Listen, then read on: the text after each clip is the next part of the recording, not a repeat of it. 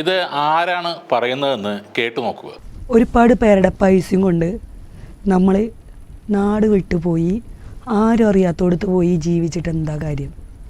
ആഴ്ചകളോളം EDയെയും പോലീസിനെയും പേടിച്ച് ഒളിവിൽ പോയ തട്ടിപ്പ് കമ്പനിയുടെ CEO അല്ലെങ്കിൽ ചില മണ്ടന്മാരുടെ കാണപ്പെട്ട ദൈവം എന്നൊക്കെ വിളിക്കുന്ന ഹൈറിച്ച് മണി ചെയിൻ കമ്പനിയുടെ ശ്രീന മാഡത്തിൻ്റെ വാക്കുകളാണത്.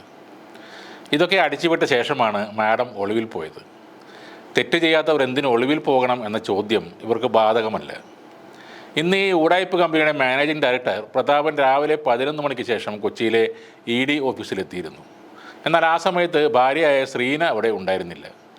പിന്നീട് മാധ്യമങ്ങളുടെയും കാണികളുടെയും ഒക്കെ തിരക്ക് ഒഴിഞ്ഞ നേരം നോക്കി 2 മണിക്ക് ശേഷമാണ് ശ്രീന പ്രതാപൻ EDയുടെ മുന്നിൽ ഹാജരായത്.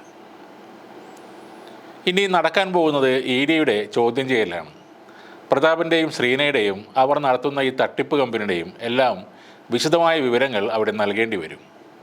ഈ കമ്പനി എങ്ങനെയാണ് പ്രവർത്തിക്കുന്നത്, ലാഭം എവിടെ നിന്നാണ് ലഭിക്കുന്നത്, അത് വീതിച്ച് നൽകുന്നത് ആർക്കൊക്കെയാണ് എന്നതെല്ലാം രേഖകൾ സഹിതം കാണിക്കേണ്ടി വരും. ഈ മണി ചെയിൻ കമ്പനിയുടെ കൃത്യമായ രേഖകൾ ഇല്ലാത്തതുകൊണ്ട് ഇവർക്ക് അതൊന്നും നൽകാനും കഴിയില്ല. ഇടവും വലവും ആളുകളെ ചേർത്ത് അവരുടെ കാശ് മേടിച്ച് പലർക്കായി പങ്കിട്ട് കൊടുക്കുന്ന ഏർപ്പാട് EDയുടെ മുന്നിൽ വിശദീകരിക്കുക എന്നത് അല്പം ബുദ്ധിമുട്ടുള്ള പണി തന്നെയാണ്. പിന്നെ ഇവർ തന്നെ അടിച്ചിറക്കിയ കോയിൻ്റെ കാര്യം ചോദിച്ചാൽ ഇപ്പോൾ $8 വിലയെന്നൊക്കെ ശ്രീന മാഡം ചിലപ്പോൾ വെച്ച് കാച്ചും. അതിൻ്റെ രേഖകൾ ചോദിക്കുന്നതോടെ ഒന്നുകൂടി കുരുക്ക് മുറുകും. അതിനുശേഷം വരുന്നത് ഏറ്റവും വലിയ തട്ടിപ്പായ HROTT ആയിരിക്കും. റിസർവ് ബാങ്കിൻ്റെ അനുമതിയില്ലാതെ തൃശ്ശൂരിൽ നിന്നും പ്രതാപൻ ഇറക്കിയ 5 ലക്ഷം രൂപയുടെ ബോണ്ട് വലിയൊരു ചോദ്യമായിരിക്കും. അതിൽ നിന്നും 10 ഇരട്ടി ലാഭം കിട്ടും എന്ന ഈ നൂറ്റാണ്ടിലെ ഏറ്റവും വലിയ കള്ളം.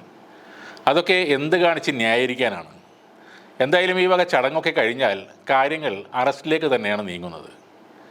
നേരത്തെ ഒരിക്കൽ ശ്രീന മാഡം പറയുന്നുണ്ട്, ഇനി എന്നെയും പ്രതാപൻ സാറിനെയും എല്ലാവർക്കും കാണാൻ കഴിയില്ലെന്ന്. അതൊന്ന് കേട്ടു നോക്കാം. പിന്നെ ആരെന്നെയും പ്രതാപൻ സാറിനെ കാണാമെന്ന് വിചാരിക്കണ്ട. എന്താന്ന് പറയട്ടെ, ഇനി ഹൈറിച്ചിൽ എന്നെയും പ്രതാപൻ സാറിനെയും കാണണമെങ്കിൽ ബില്യണർ ക്ലബും മില്യണർ ക്ലബും GP ക്ലബും CP ക്ലബും അംഗങ്ങൾക്ക് മാത്രമേ എന്നെയും പ്രതാപൻ സാറിനെ മീറ്റ് ചെയ്യാനും വിളിക്കാനും പറ്റുള്ളൂ. അതിപ്പോൾ സത്യമായി മാറുകയാണ്. ഇനി ഇവരെ കാണണമെങ്കിൽ ED വിചാരിക്കണം. ഇപ്പോൾ ജയ് വിളിക്കുന്നവർ ഒരു കാലത്ത് മനസ്സിലാക്കും തങ്ങളുടെ കാശ് പറ്റിച്ചത് ആരാണെന്നും എങ്ങനെയാണെന്നും.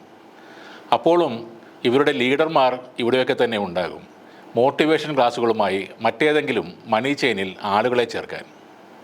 ഒരിക്കൽ കൂടെ പറയാം, കേസ് കൊടുത്ത അനിൽ അക്കരയോ വത്സൻ സാറോ അല്ല നിങ്ങളുടെ പണം നഷ്ടപ്പെടാൻ കാരണം. അത് ഈ മണി ചെയിൻ എന്ന സിസ്റ്റം കാരണമാണ്. അതിൽ കൈയിട്ട് വാരി തിന്ന ലീഡർമാരും മുതലാളിമാരും കാരണമാണ്.